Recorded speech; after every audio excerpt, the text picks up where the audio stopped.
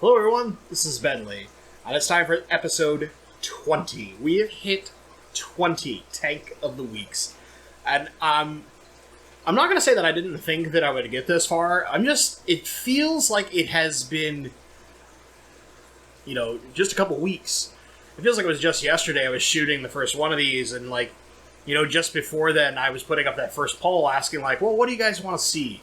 I'm thinking to myself, can I make sure I get this much stuff out with my work schedule? I think I can do it.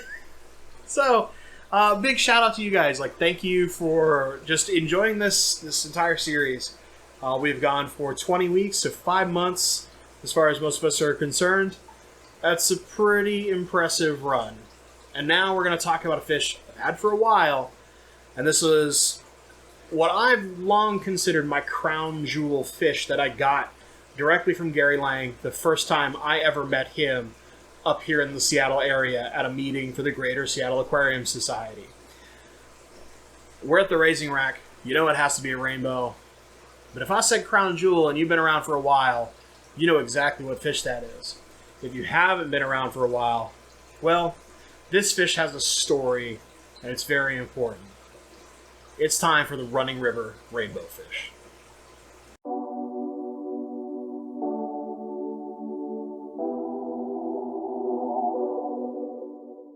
Alright, Bentley, we've been watching for a while. We know the story of the Running River. What's up, man? How come these guys are still in this tank? Why aren't they in something big and beautiful where we get to really see their color? And the short answer is space in my house. I've been making changes, putting certain fish. Thankfully, this fish doesn't get super big, so it kind of can do okay in this tank, especially given, we do 50% water changes every week, and we're pretty diligent about making sure the tank is a certain level of cleanliness that makes sure it's healthy for the fish. However, with all that being said, yeah, this fish has a plan to move somewhere, but it's a matter of basically clearing space and clearing power and how wonkily weird my house has been wired. As we put the Running River up here, and you can watch them in some B-roll that I shot at night just to make sure we didn't have a lot of glare. You can see just this, there's a couple big males that have stripes, but you're not really seeing the full beauty of this fish. Now, you saw the thumbnail and you saw what a real adult can look like. The Running River fish is absolutely gorgeous.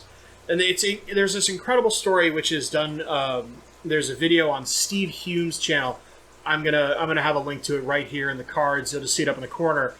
I highly encourage you to watch this. It's like 20 minutes, but it will teach you everything you need to know about how a small team of scientists prevented this fish from basically being hybridized out into extinction by someone who was irresponsible and released a completely different rainbow fish into their wild environment. And it's really incredible to see how they taught these fish in captivity to know what fish are predators and to stay away from them and all this crazy stuff. And you get to learn what rainbow essence is. So if I ever mention it in a future video, you'll know where that comes from. I'm not going to tell the whole story. I want you guys to check that video out. I've been fortunate enough to be able to talk to Mr. Hume through email. He's a fantastic guy. He does all sorts of documentary filmmaking and stuff. And, there's nowhere near as much of the stuff he shot has been released. And slowly but surely, as he gets some time, he's giving me access to a little bit of stuff here and there. I'm hoping early next year I can do a really cool video to show you guys wild rainbow habitats in Australia and what they really look like and how we could emulate that in kind of like a hill stream style tank, but for rainbow fish. Because to me, that just seems like a super cool thing. And what cooler way would it be to give the running rivers a new tank than to emulate the environments they come from? To me, that sounds like a blast, and I'm really looking forward to taking an opportunity to do that. So, why is this my crown jewel? Why is this fish so important to me? If you watch the original video, you'll know that part of the story is that there's so few of these fish. And the second part is that I was fortunate enough that I was the first person to ever win them, buy them at an auction. Now, it doesn't mean that I was the first person beyond Gary Lang to get this fish. No, no, no. There were other people. Very few trusted hands that were allowed to purchase them in some club meetings, but never auctions. The first auction was at the Greater Seattle Aquarium Society, and that was because the Greater Seattle Aquarium Society did a fairly large donation to the Rainbowfish Conservation Fund, which is what funded the Running River Rainbow Project. So as kind of a sort of semi-thank you, we got the opportunity to be the first ones to ever have them at an auction. And I wasn't letting them go. I had actually been after this fish since before I knew Gary was bringing them. I'd watched Steve Hume's program, and I felt that want, that conservation want, to keep this fish so I could breed it and spread it to more hands. And now that my fish are the size they are ready to breed. And I really gotta like get some tank space and get them going. But I've said that about a lot of fish. And you guys know, like, I am certainly not a professional fish breeder. I am nowhere near as, like, set up and ready to roll as Master Breeder Dean. I'm very much a home hobbyist. However, I'm hoping to change that sometime soon in the sense of drastically changing how things are laid out in my house and making it more efficient for fish breeding and making lots of little baby rainbow fish. So, with that being said, this video is kind of short and simple. It's kind of me rambling, letting you look at a little B-roll, some beautiful rainbows, a little picture of an adult here and there.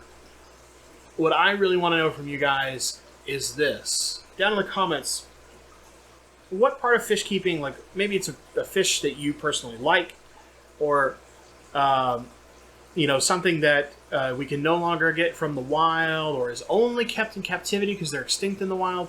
What fish in that kind of realm of, like, we have to protect them, they're nearly extinct in the wild, or they are extinct in the wild, or they're no longer allowed to export because there's so few left and they're trying to let them regrow. What fish like that is it for you? Is it the zebra pleco? Is it several of the, like, you look at, like, arowana, for example, kind of fall into those lists for the United States only, but not in Canada, which is so crazy. Maybe it's an African cichlid. I want to know that down in the comments. I'd love to know what fish has needed or has received help from home hobbyists like us and more advanced hobbyists too, that because of the hobbyists, that fish is alive and thriving, or at least present in the hobby. What fish is that for you that really perks your interest and either has had you keeping that fish because of that, or maybe that's the fish you want to have sometime soon?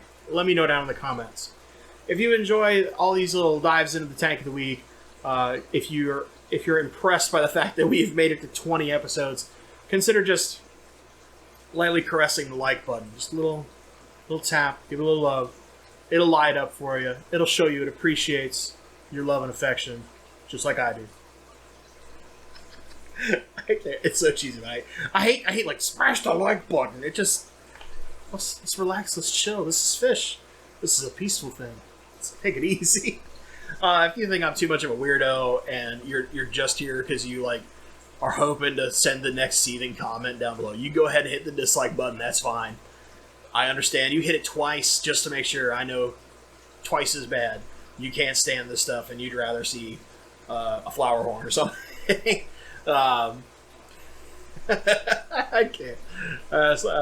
Man, I'm trying to think of like what weird thing somebody would hate watching a Planet Rainbowfish channel, but hey, what do you do?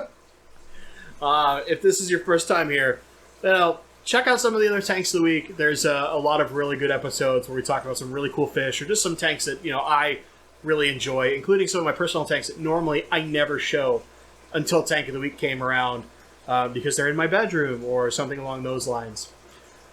As always, guys, thank you so much for watching, and stay awesome.